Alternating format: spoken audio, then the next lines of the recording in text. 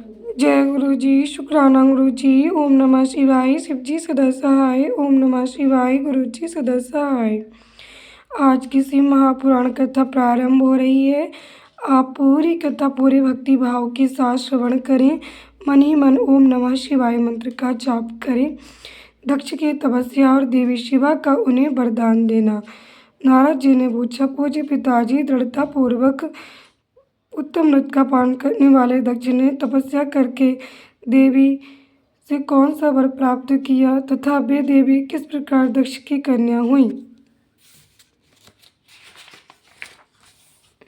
ब्रह्मा जी ने कहा, नारद, तुम धन्य हो। इन सभी मुनियों के साथ भक्ति पूर्वक इस प्रसंग को सुनो। मेरी आज्ञा पाकर उत्तम बुद्धि वाले महाप्रजापति दक्ष ने क्षीर सागर के उत्तर तट पर स्थित हो देवी जगदम्बिका को पुत्री के रूप में प्राप्त करने की इच्छा तथा उनके प्रत्यक्ष दर्शन की कामना लिए उन्हें हृदय मंदिर में विराजमान करके तपस्या प्रारंभ की।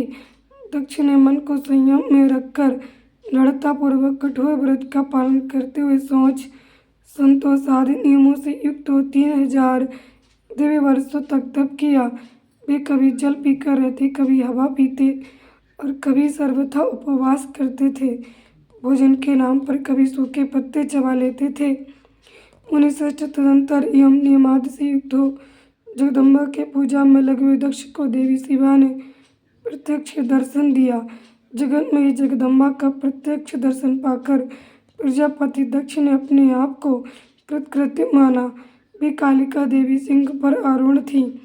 उनकी अंग कांति श्याम थी, मुख बड़ा ही मनोहर था। वे 4 भुजाओं से युक्त थी और हाथों में वरद, अभय, नील कमल और खड्ग धारण किए हुए थी। उनकी मूर्ति बड़ी मनोहारिणी थी।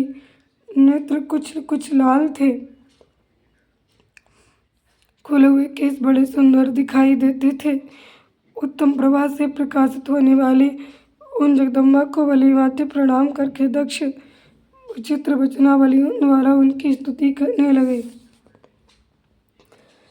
दक्ष ने कहा, जगदम्ब महामाये जगदीशे महेश्वरी, आपको नमस्कार है। आपने कृपा करके मुझे अपने स्वरूप का दर्शन कराया है। भगवती आदि मुझ पर प्रसन्न होइए। शिव स्वरूपणी प्रसन्न होइए। भक्त वरदायिनी प्रसन्न होइए। जगत माए आपको नमस्कार है। ब्रह्मा जी कहते, मुने संयत वाले दक्ष के इस प्रकार स्तुति करने पर महेश्वरी शिवा ने स्वयं ही उनके अभिप्राय को जान लिया। तो भी दक्ष से इस प्रकार कहा, दक्ष, तुम्हारी इस उत्तम भक्ति से मैं बहुत संतुष्ट हूँ। तुम अपना मनोवांछित वर मांगो, तुम्हारे लिए मुझे कुछ भी अधेय नहीं है। जगदम्बा की ये बात सुनकर प्रजापति दक्ष बहुत प्रसन्न हुए और उन शिवा को बारंबार प्रणाम करते हुए बोले। दक्ष ने कहा, जगदम्ब महामाये, यदि आप मुझे वर देने के लिए उद्यत हैं तो मेरी बात सुनिए और प्रसन्नतापूर्वक मेरी इच्छा पूर्ण कीजिए।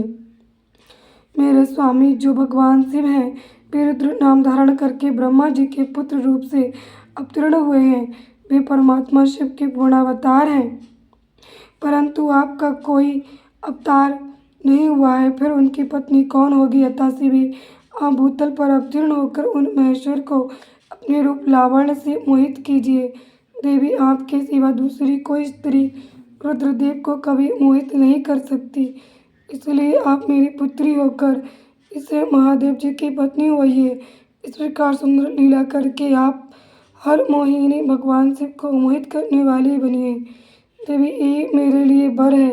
ये केवल मेरे ही स्वार्थ की बात हो ऐसा नहीं सोचना चाहिए। इसमें मेरे ही साथ संपूर्ण जगत का भी हित है। ब्रह्मा, विष्णु और शिव में से ब्रह्मा जी की प्रेरणा से मैं यहाँ आया हूँ। प्रजापति दक्ष का ये वचन सुनकर जगदम्बिका शिवा हंस पड़ी और मन ही मन भगवान शिव का स्मरण करके यूँ बोली। देवी ने कहा, तात प्रजापति दक्ष, मेरी उत्तम बात सुनो। मैं सत्य कहती हूँ, तुम्हारी भक्ति से अत्यंत प्रसन्न हो तुम्हें वस्तु देने आई हूँ, देने के लिए उद्यत हूँ। दक्ष, यद्यपि मैं महेश्वरी हूँ, तथापि तुम्हारी भक्ति के अधीन और तुम्हारी पत्नी के गर्भ से तुम्हारी पुत्री के रूप में अवतीर्ण होंगी, इसमें संशय नहीं। अनग मैं अत्यंत दुस्सह तपस्या करके ऐसा प्रयत्न करूँगी जिससे महादेवी का वर पाकर उनकी पत्नी हो जाऊँ। इसके सिवा और किसी उपाय से कार्य सिद्ध नहीं हो सकता, क्योंकि वे भगवान सदाशिव सर्वथा निर्विकार हैं, ब्रह्मा और विष्णु के भी सेव्य हैं तथा नित्य परिपूर्ण रूप ही है। मैं सदा उनकी दासी प्रिया हूँ। प्रत्येक जन्म में वे नाना रूपधारी शंभु ही मेरे स्वामी होते हैं। भगवान सदाशिव अपने दिए हुए वर के प्रभाव से ब्रह्मा जी की भ्रकुटी से रुद्र रूप में अवतीर्ण हुए। मैं भी उनके वर से उनकी आज्ञा के अनुसार यहाँ अवतार लूँगी। तात, अब तुम अपने घर को जाओ। इस कार्य में जो मेरी दूती अथवा सहायिका होगी उसे मैंने जान लिया। अब शीघ्र ही तुम्हें तुम्हारी पुत्री होकर महादेव जी की पत्नी बनूंगी। दक्ष से ये उत्तम वचन कहकर मन ही मन शिव की आज्ञा प्राप्त करके देवी शिवा ने शिव के चरणामृंदों का चिंतन करते हुए फिर कहा, प्रजापति, परंतु मेरा एक प्रण है, उसे तुम्हें सदा मन में रखना चाहिए।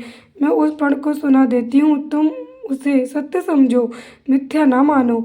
यदि कभी मेरे प्रति तुम्हारा आदर घट जाएगा तब उसी समय मैं अपने शरीर को त्याग दूंगी, अपने स्वरूप में लीन हो जाऊंगी अथवा दूसरा शरीर धारण कर लूंगी।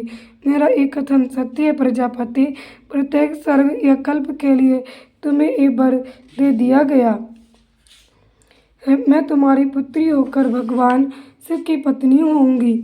मुख्य प्रजापति दक्ष से ऐसा कहकर महेश्वरी शिवा उनके देखते देखते वही अंतर्ध्यान हो गई। दुर्गा जी के अंतर्ध्यान होने पर दक्ष भी अपने आश्रम को लौट गए और ये सोचकर प्रसन्न रहने लगे कि देवी शिवा मेरी पुत्री होने वाली हैं। जय गुरु जी। शुक्राना गुरु जी, अनंतम शुक्राना। ओम नमः शिवाय। शिव जी सदा सहाय। ओम नमः शिवाय। गुरु जी सदा सहाय। श्री गुरु चरण दुख हरण। गुरु के चरणों में कोटि कोटि नमन, प्रणाम, वंदन। संगत जी, जितने भी लोग इस कथा को श्रवण कर रहे हैं, मेरी गुरु जी के चरणों में अरदास है कि उन सभी के घरों में सुखों की दात दे, उनके जीवन में अत्यंत सुख शांति समृद्धि की बरसात करे। जो भी कष्ट कलेश उनके जीवन में चल रहा हो वे गुरु कृपा से अतिशीघ्र समाप्त हो। जय गुरु जी। शुक्राना गुरु जी, अनंतम शुक्राना। करता करे न कर सके, गुरु करे सब होए, तीन लोक नौखंड में गुरु से बड़ा न कोई। जय गुरु जी। शुक्राना गुरु जी। संगत जी, जब आप श्री महापुराण की कथा सुनते हो तो इसको लाइक शेयर ज़रूर कीजिएगा, क्योंकि ये लाइक शेयर गुरु जी के चरणों में अर्पित है। और कमेंट में अपना शुक्राना ज़रूर लिखा कीजिए, क्योंकि एक शुक्राना से गुरु जी की कितनी मेहर आप पर हो जाए इसका अंदाज़ा ना तो हम लगा सकते ना आप। ये तो गुरु जी की अपनी ब्लेसिंग्स है। जय गुरु जी। शुक्राना गुरु जी, अनंतम शुक्राना।